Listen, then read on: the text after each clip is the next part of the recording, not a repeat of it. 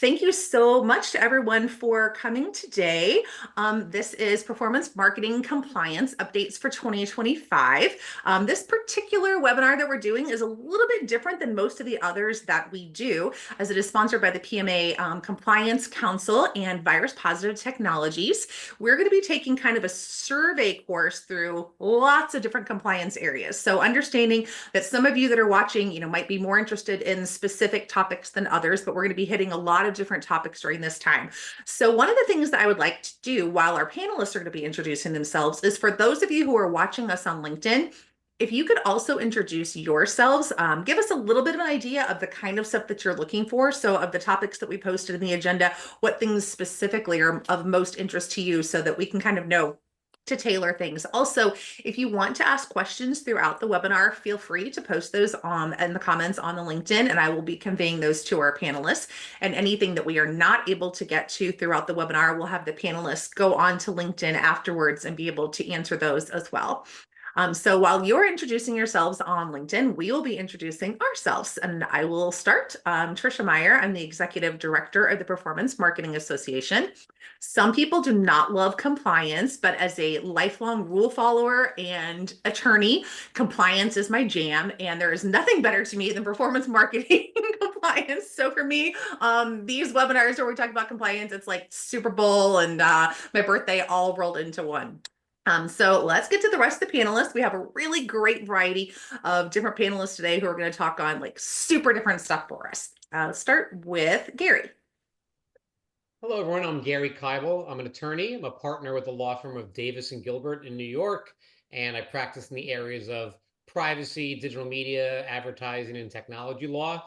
And like Tricia, I love compliance because, if there weren't compliance issues, then I'd need a different career. And I don't want to work at the Gap. I kind of like what I do. So there's tons of compliance. Lawmakers are making it really complex, and we'll dig into that during the next hour. Gayla. I'm getting the drift that we're all compliance nerds here, so I will raise my hand. I am also a compliance nerd. I am Gayla Huber, the president and one of the owners of IntegriShield. We are a compliance monitoring company. We do a lot of monitoring across the web for brands, affiliate networks, different folks in the different spaces. So yeah, glad to be here. And Steve. Hi, I'm Steve Brown. I'm Chief Executive of Moonpull. I'm actually not really a compliance nerd. I like problem solving, and I've been an affiliate since 2000. So my passion is perhaps more for ensuring publishers get paid for what they should be paid for the transactions they create. Advertisers should be paying for the traffic that they get, and that the affiliate channel works well and grows. So that's my passion, and I like solving problems, and compliance is a problem to be solved and navigated. You nailed that. Compliance is a problem to be solved. And finally, Gaurav. Okay, so compliance is actually my DNA. And about me, I'm the co-founder of Virus Positive Technologies. I have been in the affiliate space for almost 13 years and have been working for brands, ad networks, and agencies to solve the common problem around affiliate frauds. At our organization, we believe in two key pillars of ethical and sustainable business practices, which is network compliances and trademark compliances. These two topics looks like very technical, but if we look at the core around these areas, it's about the trust, integrity, and brand protection, which I'm sure no company in this world would like to, ignore or override. Excited to be part of this panel, and thanks to PMA for giving us the opportunity to speak with everyone here. Thank you. And thank you so much for sponsoring this. Without sponsors, we are not able to do all of this great free education that we put out into the world. And also thank you for being here at almost midnight your time. For the rest of us, it's still sometime daylight, a little less for Steve, maybe dark for you. For the rest of us, light time. But thank you for coming and doing this so late at night as well. You're welcome. So we'll just jump in with the first topic. And as I said, we're going to be like jumping from topic to topic of these things that are completely unrelated to each other, but all just super important things that we feel like are going on in 2025. So Gayla, let's start with you because this is the area that I feel like I kind of know the least about. And I see it bandied about like on LinkedIn and people posting different things talking about one-to-one consent. What is this issue? And what's the process that's gone through over this last year? Well, it's been going on. I was trying to do the math last night because I knew you'd ask me when it started, but I think we started talking about it at the end of 2022, really got heavy into it spring of 2023. So I'm exhausted from it. Like, I don't know about anybody else, but one-to-one consent, thankfully, is not a thing right now unless you fall under CMS, and CMS rules do dictate that you have to have one-to-one consent, which I think a lot of folks in the industry don't realize that exists. Also hearing sort of rumblings of potentially some states deciding that they want to pick up that. So, we all know if California picks it up, here we all go again. But essentially what happened was the FCC tried to put out a rule where you would have to have one-to-one consent between the lead generator and the brand. They used all kinds of words to confuse these. Buyer and seller were backwards for them and all that good stuff.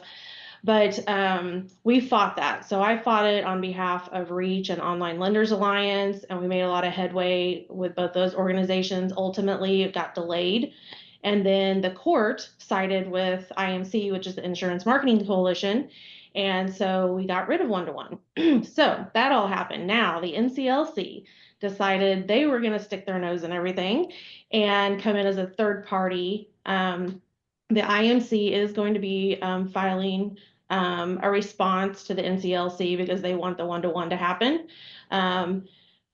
Just in talking to people who know what's going on in that court case, there really is no merit for the NCLC to kind of poke its nose in and try to tell, hey, FCC, we want you to do X, Y, or Z. I don't think the FCC wants anyone doing that. So probably not going to go anywhere, not super concerned about that. But the other big piece of it is because everyone spent money and time and built the one-to-one infrastructure for that to exist out there, I'm also hearing a lot of conversations happen about, well, the brands were ready for it. Some brands want to do the one-to-one. Some folks don't want to do one-to-one. So whether it's compliance related or not, because technically, unless you're under CMS rules, you don't have to do it right now. But I do think there are some folks in the industry that are still going to hang on to all of that just in case we either have to do it because of the law or because brands really are going to push for that.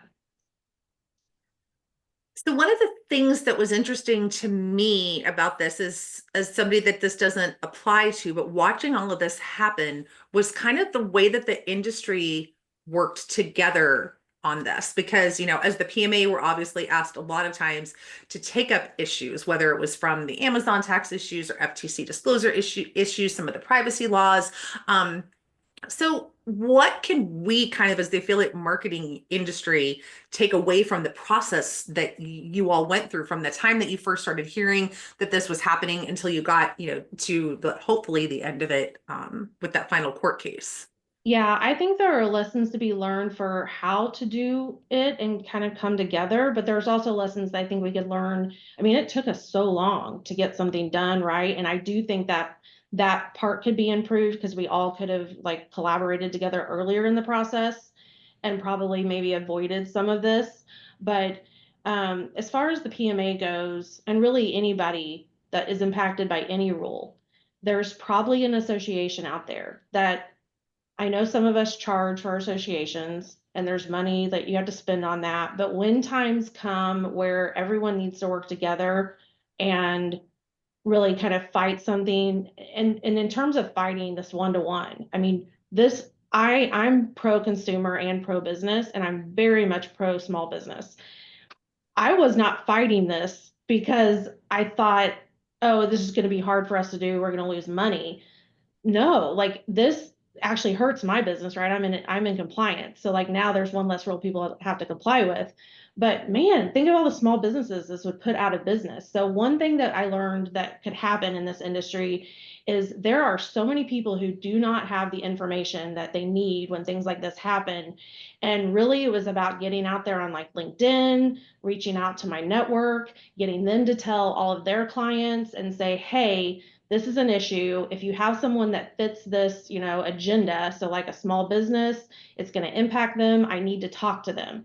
And then getting all of those people to talk to the SBA advocacy group. So I think we've walked away with learning a lot of things, but I think part of the message, and I mean, you and I did it pretty well on the Compliance Council. As soon as this was like a hot thing, we were talking about it at PMA, and hopefully that information, got drilled down. I know we wrote blogs on it, all of that good stuff. So we try to get that information out there and tell people how they can participate. But even if you're not part of an association, that's the piece that I want people to know, is that we actually made a difference. It's not going to happen probably again in our lifetimes that we're going to get Washington to like undo something, right?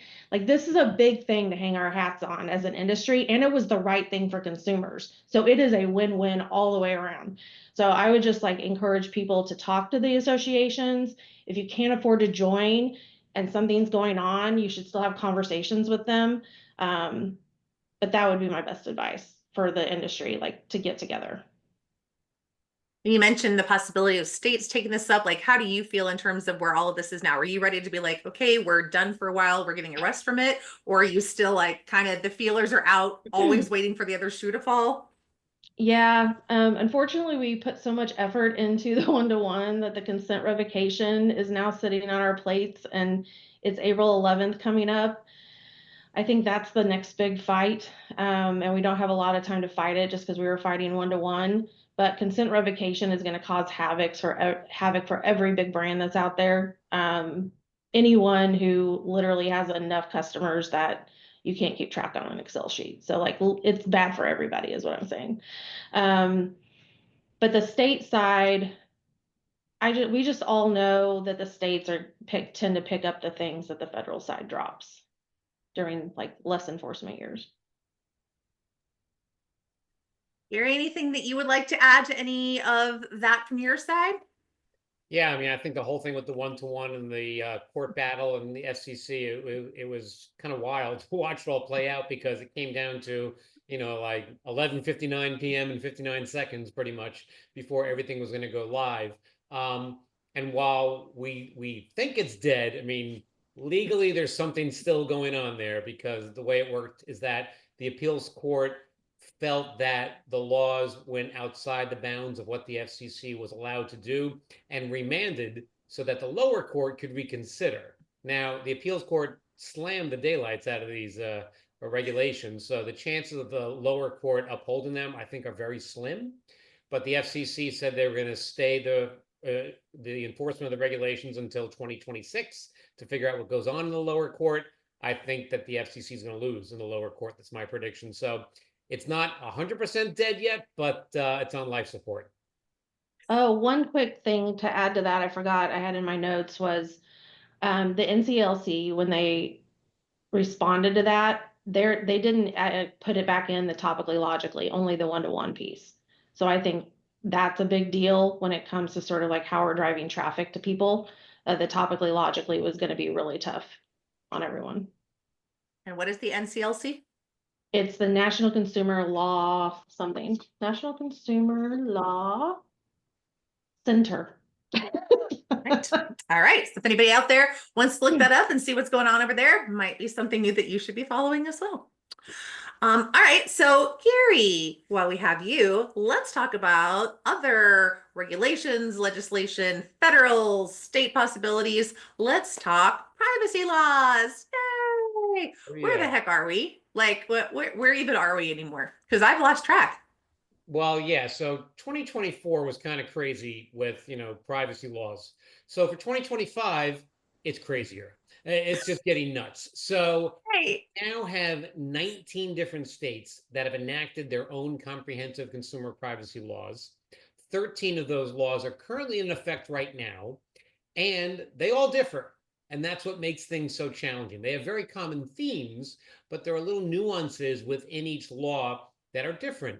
And since these are on the state level, if you ask the state regulator in California how they work with other states, they're going to say, well, my job is to protect California consumers. If you ask a New Jersey regulator how they're working with other states, they're going to say, well, yeah, we try to work with them, but our job is to protect New Jersey consumers. So we've got all these different standards that don't line up with one another.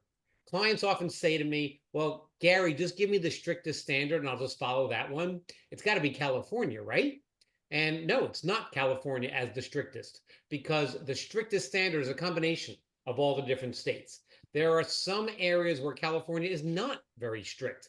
One example, most states require that you get opt-in consent to process sensitive personal information. And that may be racial, ethnic information, precise geo, children's data, healthcare. California operates on an opt-out basis. You can process all that data all you want until someone opts out. So California is not the strictest. It was the first to come around, and it has the most comprehensive regulations and probably the most complex, but it is not the per se strictest state to deal with. Okay, so you mentioned the different types of data. When we think of data, most times affiliates, we think of like the cookie data, but you're also talking about race data and things like that. Is there some data that's more sensitive than other data under all of this? Yeah, so first we have the umbrella of personal data. And personal data is defined under these laws extremely broadly.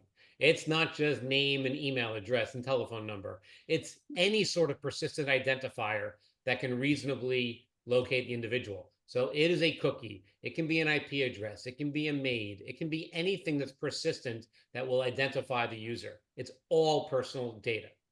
Then there's a subset within that of sensitive personal information. And again, the states define it differently, but there are common themes. And that may be data that identifies someone's racial or ethnic or origin or background, sexual orientation, precise geolocation, health data, children's data. And depending on which state you're in, you may need to get opt-in consent to collect sensitive personal information.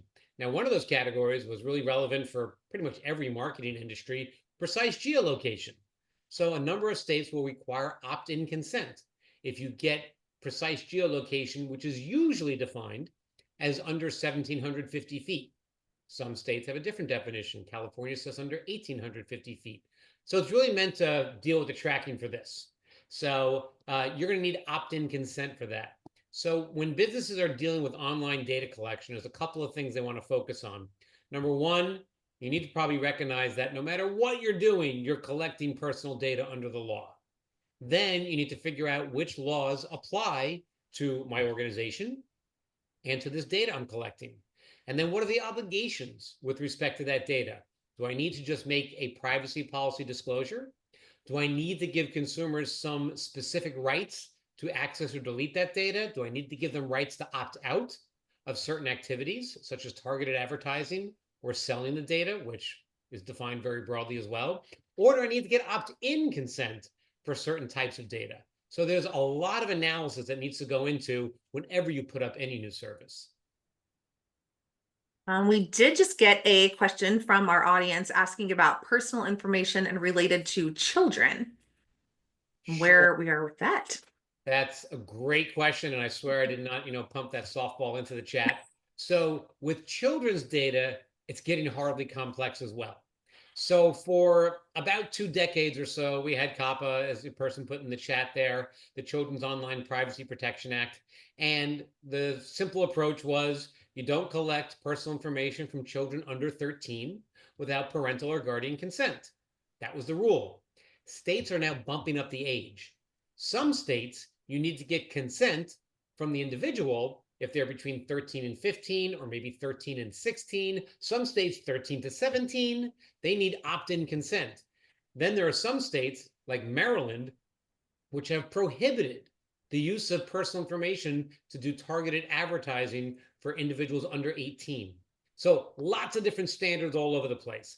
And COPPA 2.0, which is shorthand for a new bill that's been kicked around in Congress for a number of years to kind of bump up COPPA, would raise the age, would raise the knowledge standard about whether or not you are processing children's information. So I think as we sit here today, if you are dealing at all with targeting children, you really need to stop and think about where you're collecting the data and what age is going to be your cutoff, because there are different standards in states all over the place, and they vary between stay away from anyone under 13 to stay away from anyone under 18. Okay, that is complicated. Um, so as most of the people who are watching are probably affiliate marketers, how does all of this impact specifically? Like, why should the people who are watching care about all of this, if at all? Sure. So first thing to get through everyone's head is that a cookie ID, an IP address is personal information under these laws. You won't find many regulators that would disagree with that analysis. Then the question becomes, how is the data being used? And I mentioned that consumers may have the right to opt out of selling the data. Under some states, sale is not just selling data for money. It is selling data, it is transferring the data to any other party for monetary or other valuable consideration. For example, if somebody gave you a pixel to put on your website to develop great analytics for free, but in exchange, they're allowed to use the data for their own benefit, that's a sale of personal information. And some states might require that you give the consumer the right to opt out of that sale. That's why a lot of websites now have CMPs, consent management platforms, the cookie banners. Scroll down to the bottom of many major websites. You'll either see a link with the words your privacy choices or do not sell or share my personal information. And that's to give consumers the ability to opt out of what might be considered a sale. Now, in the affiliate marketing industry, what you would want to do is get away from any transaction being characterized as a sale.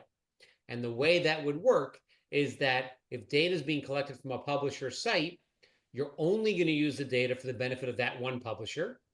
You have a contract with that publisher that designates you as a service provider slash processor. And you don't use the data for any other purposes other than that one publisher, unless you de-identify it. Say you want to make aggregate statistics. But you need to put those controls in place. Otherwise, those data transfers would be deemed sales, and the consumer has the right to opt out. And of course, you technically have to figure out how they can do that. So obviously, like politically, things are crazy right now in the US in terms of getting things through Congress and what's going to get signed and what's going to happen. Is there a chance that we're going to have a federal privacy law? Is it something that you think might be coming this year and the next year? And if there were some kind of privacy law, would that even impact the state laws? Sure. So this has been going on for years. When the first comprehensive consumer privacy law on the state level came around in California, people were saying in Congress, you need to do this because this is going to proliferate all over the states and will become a nightmare. Go back, I mean, I'm an old timer. I've been in the industry, 2+ decades. You go back to where canned spam came from. Canned spam came about because states were passing their own email marketing laws, and Congress realized this is unworkable because the internet goes across state lines. So it's desperately needed. The industry is begging for it. Consumers are begging, consumer advocacy groups are begging for Congress to get involved because we need one national standard. It's failed in every Congress so far. In the current Congress, I think about a week or two ago, they put together a new committee to start working and looking at a federal privacy law. There's just so many little nuances to the law. Will it preempt all the state laws? Will it allow a private right of action for individuals to sue? What ages are we going to set? What rights are we going to have in terms of opt-in and opt-out? Is it going to deal with other tangential relationship issues like registering as a data broker, giving the Federal Trade Commission more enforcement power, fines, cure periods? I mean, there's so many issues that need to be addressed. So if I were a betting man, well, I bet on other things, but I don't bet on privacy laws. But if I were to be a betting man on privacy laws, I don't think I'd push my chips to the middle of the table for 2025. 2026, maybe, because I think folks in Congress are starting to realize, oh, this is a problem. And I mentioned earlier that there are 19 states that have enacted these laws so far. So we're nearly at 50% of the states in the US. So you got people in Congress that either know they're from a state with one of these laws in effect, or they're in a state that doesn't have any rights for their consumer, and they're thinking about how do we protect the consumers in my state. So it's desperately needed, but I'm not holding my breath that it's going to happen very soon. And it's a fairly bipartisan issue, right? So this is not something where, you know, just changes in the parties are making a difference. It's kind of all over the board with different, it's more like interest groups and different groups that are looking for specific things to be put into these different laws. So even if we did have a federal law, though, the states would be able to have like more restrictive laws, right? If the federal one was a little watered down, like what it could be, some of these states would still try to be a little more restrictive. I mean, industry is certainly pushing for a preemption, that the federal law would preempt all the state laws. So in effect, the state laws would go away. The states that have laws right now, and especially the states that have put a lot of time and money and effort into building out their enforcement programs, do not want to be preempted because they've spent so much time and money to put this in place. I could talk about California all day. I mean, California has the nation's first standalone privacy regulatory agency, the CPPA, the California Privacy Protection Agency. They are putting in place the Delete Act to help consumers delete their information with one click from all registered data brokers. So they're putting a lot of time and effort into this. But industry is pushing for preemption because if we don't have preemption, then this doesn't help at all. It actually makes things more confusing. Instead of 50 standards, we'll have 51 standards. So I guess that it'll probably come out with mostly preemption. But if you look at canned spam, again, as an example, canned spam mostly preempts state laws, but there's a little carve out for deceptive and unfair practices, which can still be enforced by the states. We had another question come in, kind of a clarification for Gary. Collecting data for internal analytics use and serve visitors better and not necessarily sending to third parties is still considered sale of data? Well, again, we want to get out of being a sale. And this question, you're starting to get there. I would add to it that you're only using the data for that one publisher. You can't be combining the personal information across multiple clients. If you want to develop statistics or analytics, de-identify the data. And there's a legal standard about what de-identification means. And then you need to have a written contract with that publisher that classifies you as a service provider or processor with respect to the information you're taking off of the publisher site. So you can get yourself out of the sale area, but a lot of businesses don't take all the steps necessary to get out of it being a sale. Good question. All right, so we've hit kind of the legislative, the regulatory side of all of this. Now let's kind of shift into more like industry specific, what we're doing kind of internal compliance within the industry with brands and things like that. Gary had mentioned consent management platforms. Steve, talk to us about the role that those, like first explaining more a little bit about what consent management platforms were, what it looks like from the consumer side and what it looks like from the publisher side. But then also like what role they're playing in compliance tracking specifically this year. Oh, you're muted.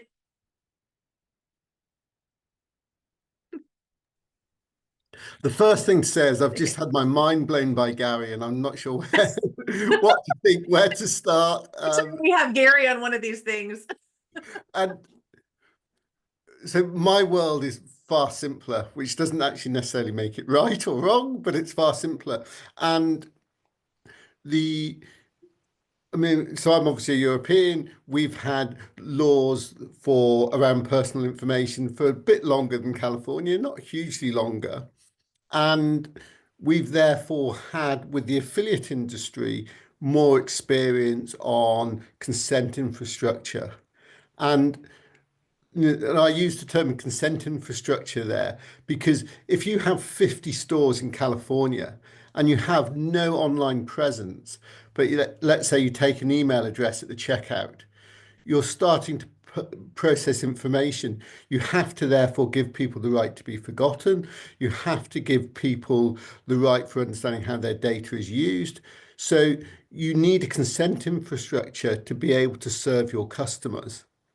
And then you have a website and someone comes to your website. The window on that consent infrastructure is the consent management platform. So some people call it the consent prompt, but it's fundamentally, it's the box that is there and asks you various questions. And the questions can be tailored within the software that the advertiser is using. And It could be do not sell my data. It might be do not use my data. It might be I don't consent. I don't consent to cookies. So there's a lot of customization that can be done. And there's a number of companies who provide consent infrastructures. They're typically sold and bought by legal counsel within brands, not within the online marketing teams. So the control over whether a company is complying with legislation rests with the legal counsel. The consent management platform is the window onto that. So that comes onto the website. Then you very quickly get into the questions of all of this stuff we're doing on our website. How does it fit into the legislation we have to comply with? And someone has to make a decision or not make a decision about, does this part of online marketing require compliance with legislation? And it could be what you're doing for paid search. Does that comply? What you're doing with programmatic advertising, does that comply? What about your partnerships with people who retarget, knowing the person that the retargeting is coming from? How does that comply? And as I said in my introduction, one of the things that I come to this from is affiliate marketing tracking so that the publisher is fairly rewarded and the advertiser is both knowing the performance of their program and paying fairly through the channel to the publisher. So I don't really get involved with the legislation and whether it's compliant or not. The question to me is more, if someone clicks the yes, I do consent button, what happens? And if someone clicks the no, I don't consent button, what happens? And it's up to the legal people to work out whether that is complying with legislation. So, I think that's where tracking is with regards to consent management platforms. The question that a publisher has to ask is, if that person says yes, is the first party cookie being set? Or is it being set immediately, regardless of whether the person says yes or no? Then, if they want to be fairly rewarded, they've got to look at the other tracking mechanisms the advertiser has. So not just first party tracking, but they might have other methods that are better or worse when it comes to legislation. So they might still use legacy third party tracking. They might use voucher code tracking. It might be a relationship between a publisher and an advertiser that does have compliance with it that isn't obvious to other publisher advertiser relationships. I'll pause for a second and let you take stock. So as from the consumer standpoint, the consumer first is encountering on my site as a publisher, my consent management platform to say, yes, I'm going to Helping Moms Connect, and yes, you can set cookies or do whatever. And then they're reading my review and they're clicking through to the advertiser. Then on the advertiser site, another one of them is popping up for the advertiser to say, do you consent to the cookies and consent to all these other things? And they also have to click yes on that in order for things to go through. So what happens to affiliate tracking if that consumer at any point during that just clicks the no? They're just like a contrarian who doesn't want any of their stuff taken, doesn't want their stuff sold. And every time a box comes up that says, can I get your info? They always just say, no, no, no, no, no. What does that do to the affiliate tracking? So that's where, for most affiliate programs, and this is going to be very general, most affiliate programs with most networks have a hierarchy of tracking methods. So the terms that you hear in affiliate marketing is you hear server-to-server tracking, first-party tracking, JavaScript tracking. Then you've got older methods like third-party tracking, which is where a cookie is set on the network redirect.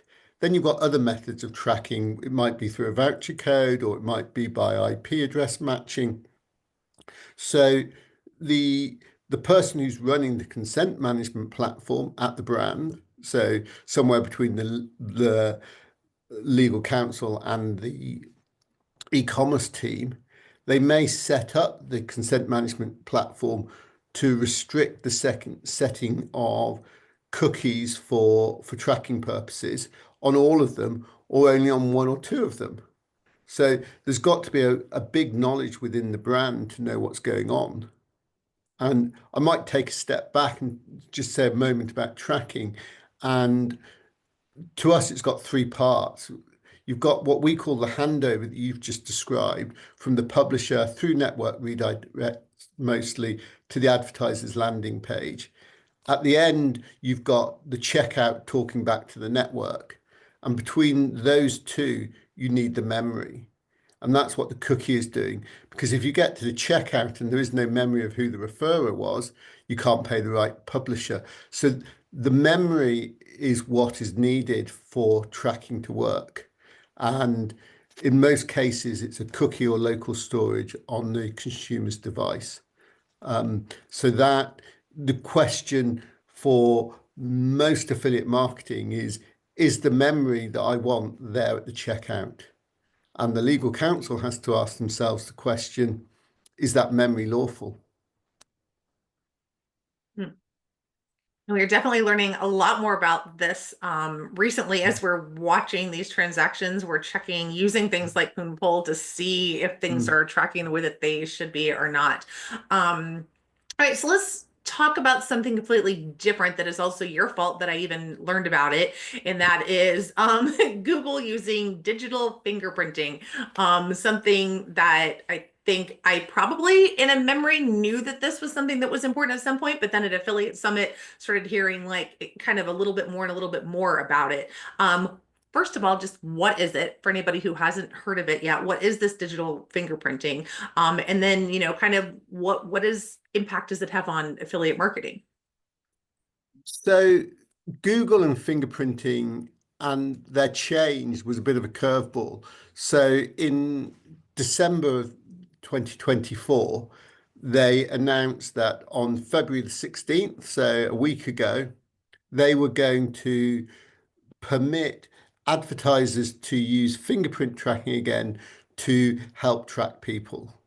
And no one really expected this because about 3, 4, 5 years ago, I'm not sure precisely how many, Google in its journey said, we think this is anti-privacy, and therefore we're going to inhibit and ban fingerprint tracking. So Google sort of got rid of it along with most other players quite a few years ago. Then Google, as everyone in affiliate marketing knows, has been doing a bit of a dance on third-party cookies. And the dance has actually been in concert with the UK regulator, and basically the UK regulator has been saying to Google, we don't want you to get rid of third-party cookies because other people use them to offer services like yours. So Google has been saying, well, to comply with the UK regulators' wishes, we're going to kick the can down the road of getting rid of third-party tracking. And then in the middle of last year, they said, we're scrapping our timeline for getting rid of third-party cookies. And we're going to do something, but we're not really going to tell you what, and we're not going to tell you when. And the best estimate of, or the best guess of people who sort of look into these things, and well, what might Google do? Because I think most people accept that third-party cookies are worse for privacy than first-party cookies. And a colleague of mine sort of describes a third-party cookie a bit like an eavesdropping person. You go to the pub, you go to the bar, mostly you don't want your conversations overheard, but just occasionally you're about to leave and someone says, you said you were going to get the number 39 bus. It's cancelled tonight. And actually, just occasionally that eavesdropper is useful, but most of the time they're not. So getting rid of eavesdropping, some people might like it for obscure reasons. So Google are sort of saying, we're hedge our bets, and we look at what Apple did a few years ago with regards to tracking on phones, they gave someone the option to essentially opt out of the Apple tracking identifier, sort of on the device for just about everything that took place on that device in one go. And 85% or so of people said, actually, we don't want to be tracked. But look at the way that Apple asked the question. Then you look at the way that Google might ask the question. And so Google's approach to third-party deprecation could well be asking people the question on the browser that doesn't get everybody saying no, but it gets a good proportion of people saying no. Then why have Google reintroduced fingerprint tracking? Is it part of their business model for making Google products work in a world where there's demonstrably less third-party cookie tracking? So a lot of people will sort of be looking at the Google deferral of getting rid of third-party cookies and thinking, well, they've kicked the can down the road. I think they've kicked the can down the road, or I hypothesize they kicked the can down the road to after their fingerprint tracking has been reinitiated, and it allows them to be in a position to make their move on third-party cookies. So I mean, it makes me feel that the time is you shouldn't be having relaxed on getting very, very good first-party tracking because Google have doing something on an unknown timescale. One's got to assume Google are going to do something within 2 months, which is really what they did with Vouchergeddon, which was in March they announced they were going to do something. In May they did it. So my recommendation to everyone in affiliate marketing is think that whatever Google are going to do is merely 2 months away. I think I was most confused because when I heard about it, I had just gotten my first Pixel phone that had actual put my fingerprint on it to turn it on. So when I kept hearing about Google fingerprints, I was like, I just gave Google my fingerprint. And I was so confused about what fingerprinting meant because I had just given Google my fingerprint for the first time so that I could open my phone and I wouldn't have to keep remembering to put the password in all the time. So this is interesting. So there was all that talk about like Chrome and no more cookies and all of that kind of stuff. And now they've just transitioned to this, but I guess it's another kind of like, stay tuned, because not only do we have all of the regulation stuff happening and the possible state laws and do we get a federal law, but we also have the technological issues of what are the browsers even going to be looking at right now. So, what are the cookies going to look like going forward? And if the fingerprinting is the thing instead of the cookies, how is that going to impact us? Never a dull moment in our industry, is there? There is not. Right. So next question is a question for myself. And it's only because I somehow have gotten sucked into having to track this. And this is about where are we with the BOI, the Beneficial Ownership Information Reports. I should never have written a blog post about beneficial ownership information and affiliate marketing because I've had to update that blog post like 17 times now since this first was a thing. So first it was, hey, all of you businesses, you have to fill out this report. And all of the affiliate marketers were like, oh my gosh, we all have to go do this. And we're all small businesses and we don't want to pay for attorneys and people. Can we just do this ourselves? Yeah, it's easy. Here's a blog post telling you how to do it. Super simple. Then all of the litigation started, and litigation in this state and litigation in that state. And or do we even have to do this anymore? No, you don't have to do it. Yes, you do, but you have an extra month. No, you don't. Yes, you do. So I actually went in just this morning again to make sure, because the last time I updated the blog post, it changed 6 hours after I updated the post. It changed again. As of right now, we all do have to fill out these beneficial ownership informations. They are due as of right now for most of us by March 21st. Some of you, I know specifically, we're in like hurricane zones, so you have a little bit of an extension into April. There is talk that there's a possibility that not every business will have to do it because they don't want it to be difficult for small businesses. It's not difficult to fill it out as it is. So most people say just go ahead and do it because it really doesn't take that long.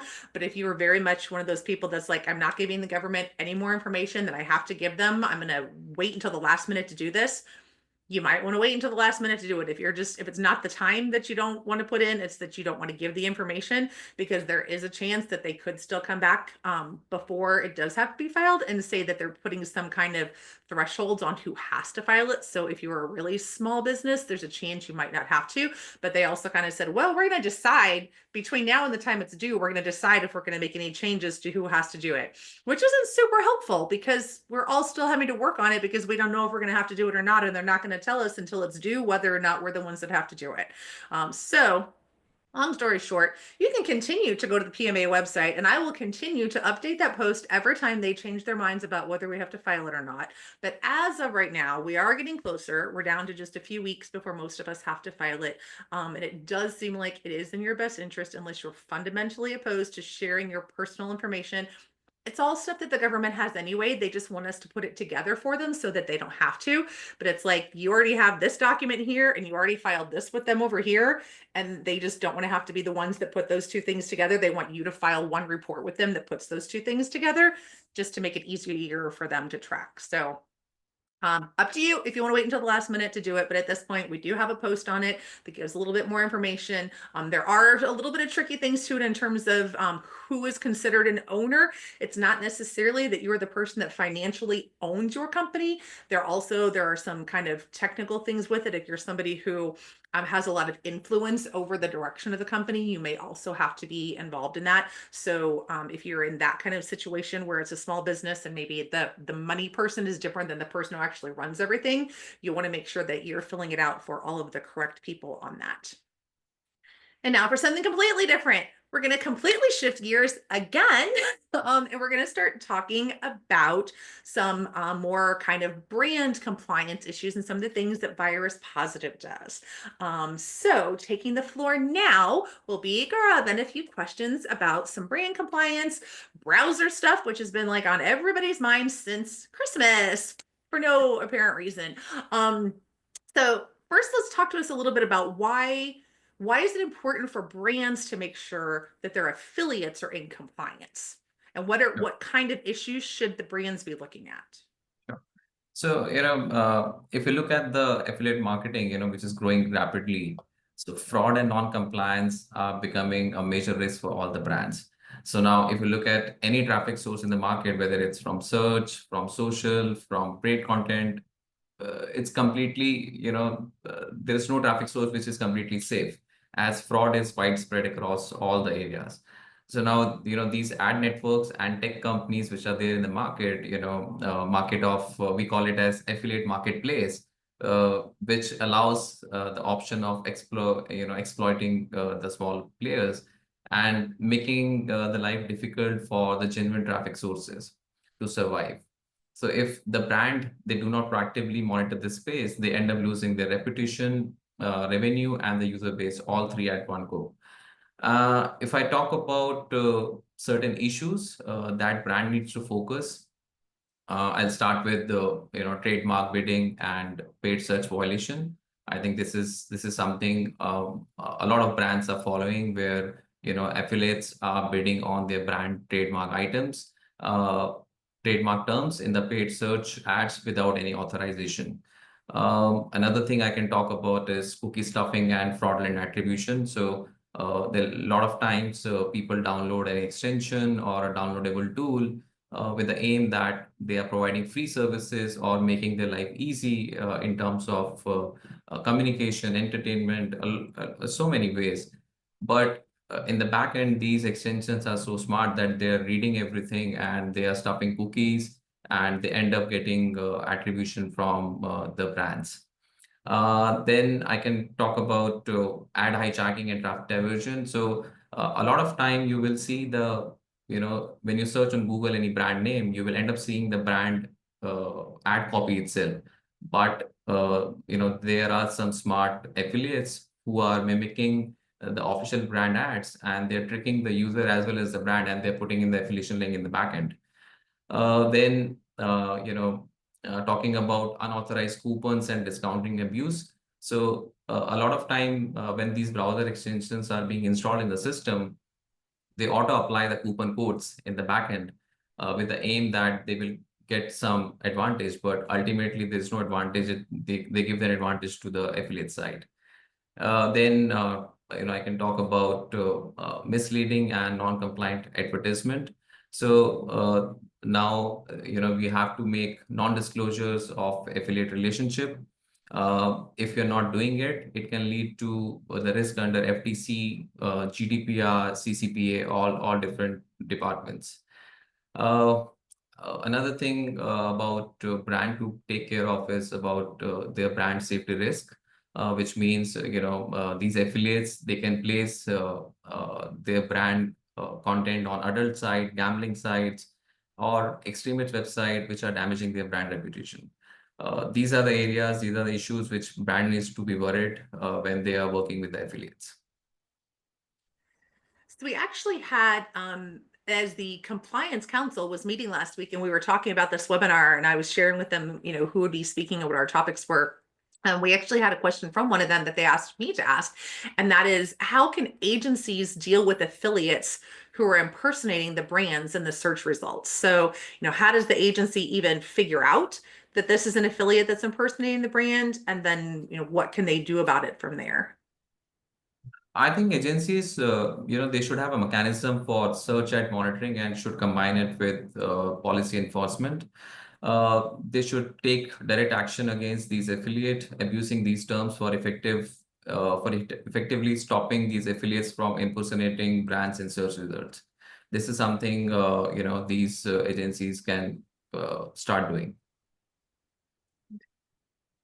You kind of touched on the toolbars. So, we have these toolbar issues that have come up, and we have but two different situations. You have the toolbars where you allowed the affiliate into the program, that they're a toolbar, that they're doing cashback or coupon, whatever, and you're okay with that.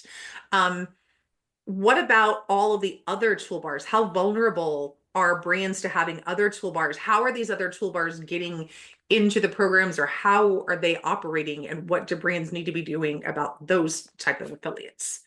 Sure. So I'll take this question in two parts. First, probably I would like to. I'm sure there are a lot of audience here who would like to understand, how these extensions or the downloadable tools are actually working. So if I talk about in general, extensions, they have the capability to monitor the user navigation, which means they have access to the whole browser. They know what you're doing on the browser. And they are one of the most powerful threat to any merchant on this planet. You name any merchant, they can threat to anyone in the market. And with this data, once these extensions have this data of user navigation, they connect to their we call it C2C, CNC, command and control server, in which they send the information, they take it back from the server. And using this CNC server, they are actually injecting affiliate tracking for the same brand, or they might redirect a user to a competitor, or they might apply an unauthorized coupon code, or even they alter the web interface. So they are so powerful that they can do different activities when they're sitting on the browser. To support, this information about extension. So what we did in last 6 weeks, when we were in Vegas also, when we met you. So during that time, we are making a study, we will be probably making it live in the market, but we have recently done a study for last 6 weeks in which what we did, we took the 100 brands, which are the top brands in the market from different industries, from e-commerce, travel, utility, hospitality. We took different 100 brands from secondary market data, and we try to see what are they doing when these extensions are installed. So when I'm saying these extensions, which mean these extensions can be a free VPN service, can be a PDF converter, it can be a shopping assistant, it can be a cashback toolbar, or it can be an ad blocker. And we were surprised to see the result that 100% of the brands are being affected. So there was no brand which are not being affected by these extensions. So Wow. this is the power of these extensions. So when we started the organization long back, they used to play at the checkout point. But now these extensions have become so smart that even the moment we'll open up the landing page of a brand, they will auto redirect and put the affiliation in the backend. Right. And that is a report that people will be able to find coming out from you or already come out, or how do they get that? So probably we will be combining it with the PMA to come out in the market. So we will be getting in touch with you with the result set, and then we will take it from there. Sounds like we need it. Sounds like a lot of brands need it. Yeah.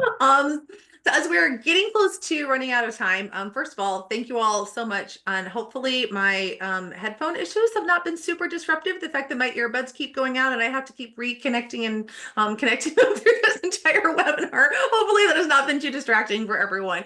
But what I would like for all of you to do is just to say like where people can follow you, because each of you, represents a company organization that has so much information that you're putting out in different ways, and people need to be following every one of you along with the PMA, just to be able to kind of stay on top of these issues throughout the year. So just whether it's email, LinkedIn, your website, whatever it is, where should people be following you? Gary. I think you said it perfectly. Email, website, LinkedIn, wherever. So yeah, we put out a lot of alerts. I put one into the chat just now about our latest 2025 privacy alert. We publish those on our website. You can see all the most recent alerts on my bio on our website at dglaw.com. I post a lot of them to LinkedIn, and also hopefully connect with people in person at different events. I'm a devoted Davis+Gilbert follower on LinkedIn. I don't miss a post. Gayla. Yeah, my personal LinkedIn, I'll always put stuff out there, but also IntegriShield.com. We have a news section where we put out a lot of different articles that are out there, and then we also have a newsletter where we'll just send out kind of random things if we think they're urgent. Terrific. Steve. As with the others, it's personal LinkedIn, company LinkedIn, and the Moonpull blog. And I mean, we're delighted at Affiliate Summit. People said, "Oh, I love your blog," and it's one of those things you don't necessarily know who reads it. So I was delighted that people read it and they thought the content on there was great. So follow us on LinkedIn, and then you'll see when we put additional blog posts on. And Gaurav, and our sponsor, Virus Positive Technologies. So majorly on personal LinkedIn and on company LinkedIn, we do post things on our webpage, but we have to limit it because we cannot just come up with a brand name mentioning what is going on. So probably we talk in general, not specific to a brand. So you can find us on website, on personal LinkedIn, and on company LinkedIn handle also. And obviously the PMA, follow us on our LinkedIn, subscribe to our free newsletter. Better yet, become a member like all of the people that are on the webinar today so that you can participate in future educational webinars with us. Thanks so much to everyone, all of our panelists and everybody who watches on LinkedIn. And we'll be getting this available for replay as well. So if any of you missed any part of it, or if you just want to shout from the rooftops all of the great stuff that you learned today, we'll help you with that by getting out a recap and the video pretty soon. Thanks so much, everyone. Thank you. Thanks. Thank you.